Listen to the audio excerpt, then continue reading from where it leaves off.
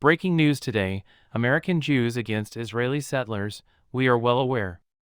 In the West Bank, Israeli settlers have been held responsible for an upsurge in violence and for allegedly destroying any chance of a two-state solution. Many of these settlers seek to seize Palestinian land and destroy Palestinian homes. Both the United States and Britain have imposed travel restrictions on extremist settlers, and the United States is now delaying the shipment of weapons to Israel in order to ensure that assault rifles will not fall into the hands of the settlers. Netanyahu officially authorized the construction of new settlements beginning in 2017, and members of his most recent coalition government are extreme pro-settlers who are advocating for even more expansion in order to force out even more Palestinians. The UN, the U.S. Department of State, and liberal Israelis are among many who have denounced settler groups, but the United Nations reports that since the attack by Hamas on October 7, which killed 1,200, there has been an upsurge in violence committed by the settlers, which has only served to embolden them, even though the settlers are unpopular both domestically and internationally. Israeli-born settler Naomi Kahn told the Daily Beast that she is well aware of this. "I am disliked by many American Jews. While we sat in a cafe outside the ruins of the ancient Jewish town of Sujia in the south of the West Bank, she explained her reasons. She is religious, right-wing, and a settler. The settlers are permanent residents," she says. "There is a divine mandate for us to colonize every land belonging to Israel," she said. The quote-unquote settler violence epicenter is where we're headed. However, that is entirely false. A number of groups have condemned the recent spate of violent settler attacks in the West Bank, including the United States Department of State and the Israeli human rights group B'Tselem U.S. Secretary of State Antony Blinken stated that the new visa restrictions target individuals and their family members involved in or meaningfully contributing to actions that undermine peace, security, and stability in the West Bank, in reference to the extremist settlers caught up in the crackdown. The use of force against innocent people will not go unpunished. In their view, their project can coexist peacefully with the Palestinian population, according to the settlers. To paraphrase what Kahn says, no Jewish settlement in Judea and Samaria was built on the ruins of an Arab village. This is the Israeli term for the area. Saying that about Israel proper is not possible.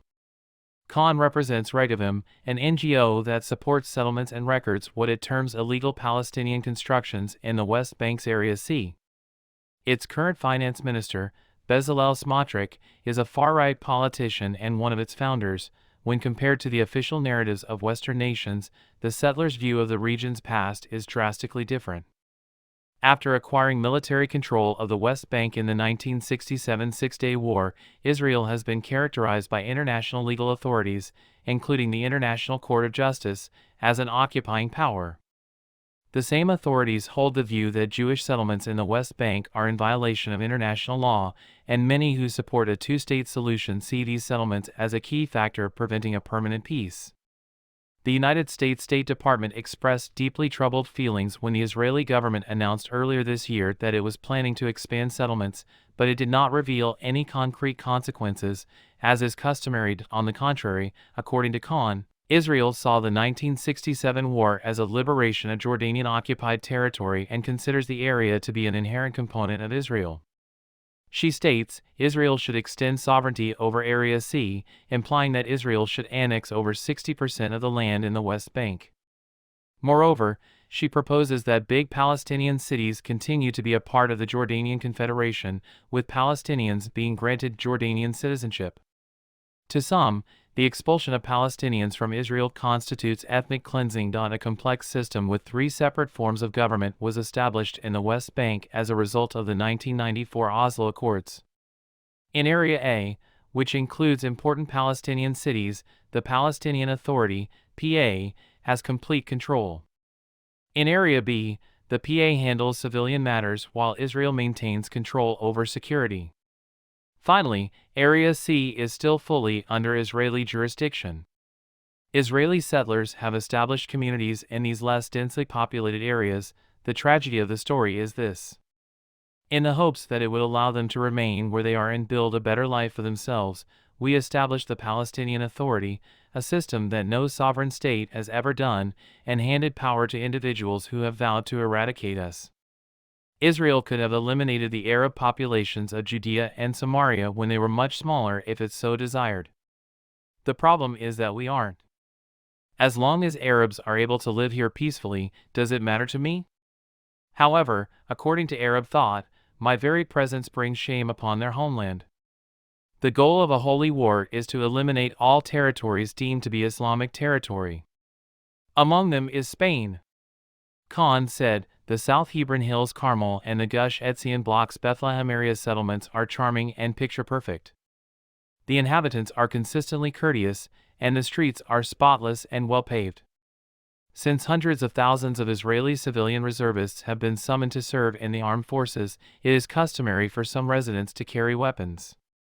Surprisingly, I only encountered settlers from Israel proper a handful of times.